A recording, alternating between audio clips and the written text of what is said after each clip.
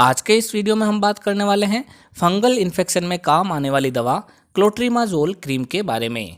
आज हम जानेंगे कि ये क्रीम कौन सी कैटेगरी की है, इसके कौन कौन से पॉपुलर ब्रांड नेम मार्केट में अवेलेबल है, इस क्रीम का उपयोग कहाँ कहाँ किया जाता है, इसके क्या क्या साइड इफ़ेक्ट है, इसको लगाने का सही तरीका क्या है और कितने दिनों तक इसका प्रयोग किया जाता है। तो चलिए बिना किसी देरी के शुरू करते हैं आज का वीडियो। मैं हूं आपका दोस्त फार्मासिस्ट आरपी और आप देख रहे हैं आपका अपना YouTube channel medicine info. Clotrimazole broad spectrum anti fungal group की दवा है जो स्किन इन्फेक्शन को खत्म करने के लिए प्रयोग में लाई जाती है। इस क्रीम में क्लोट्रीमाजोल की मात्रा 1% तक रहती है।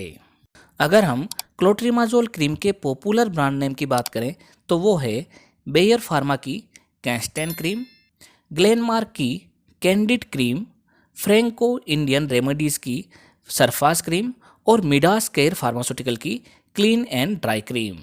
इसके अलावा भी दोस्तों ये दवा आपके एरिया वाइज व डॉक्टर वाइज अलग अलग ब्रांड नेम से मिलेगी। आप इसकी जेनेरिक फॉर्म भी खरीद सकते हैं। जेनेरिक फॉर्म भी उतनी ही इफेक्टिव रहती है जितनी की ब्रांडेड फॉर्म। अब हम बात करते हैं क्लोट्रीमाजोल क्रीम के यूजेस के बारे में। जैसा कि आप सब जानते ही हैं कि ये एंटी फंगल ग्रुप की दवा है, तो ये दवा सभी प्रकार के फंगल इन्फेक्शन को खत्म करने में प्रयोग में लाई जाती है।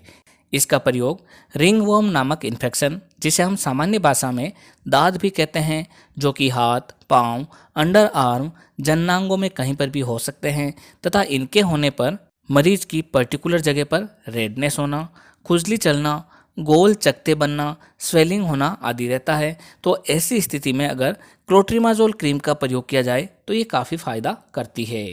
इस क्रीम का प्रयोग महिलाओं के जननांगों में होने वाले वेजाइनल यीस्ट इन्फेक्शन में भी किया जाता है, जिसके कारण वेजाइनल डिस्चार्ज होना, बर्निंग होना, इचिंग होना, रेडनेस होना आदि रहता है तथा साथ ही पेशाब करते समय जलन भी होती है। तब ऐसी कंडीशन में भी डॉक्टर द्वारा इस क्रीम को जेनाइटल पार्ट के अंदर लगाने की सलाह दी जाती है।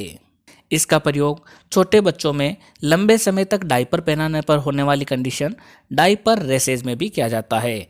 डायपर रेसेज के अंदर बच्चों के डायपर पहनाने के स्थान पर छोटे छोटे रेसेज वे ब्लिस्टर्स होने लगते हैं। तब ऐसी कंडीशन को ठीक करने के लिए इस दवा का प्रयोग किया जाता है। क्लोट्रीमाजोल क्रीम का प्रयोग एथलीट फुट नामक बीमारी में भी किया जाता है, जिसके तहत एथलीट के लंबे समय तक जूते पहनने रहने के कारण अंगुलियों के बीच में फंगल इन्फेक्शन हो जाता है। तो ऐसी कंडीशन में डॉक्टर इस दवा को प्रेस्क्राइब करते हैं। इसके अलावा इसका प्रयोग ओरल कैंडिडियासिस में भी करते हैं। ओरल कैंडिडियासिस में जीभ पर सफ़ेद चकत्ते बन जाते हैं तथा कैंडिडा का इन्फेक्शन हो जाता है। तो ऐसी कंडीशन में डॉक्टर द्वारा इस दवा को जीभ पर लगाने की सलाह दी जाती है। इसको जब भी जीभ पर लगाएं तब इसे निगलने से बचना चाहिए तथा इसकी लार को शरीर से बाहर थूक देना चाहिए। दोस्तों अब हम बात कर लेते हैं कि इस दवा को किस तरीके से लगाना चाहिए। सबसे पहले फंगल इन्फेक्शन से अफेक्टेड एरिया को क्लीन कर लेना चाहिए, उसके बाद ही इसे स्किन पर लगाना चाहिए। इसे दिन में 2 बार लगाया जाता है तथा इसे 7 दिन से लेकर 8 सप्ताह तक लगाने की सलाह दी जाती है।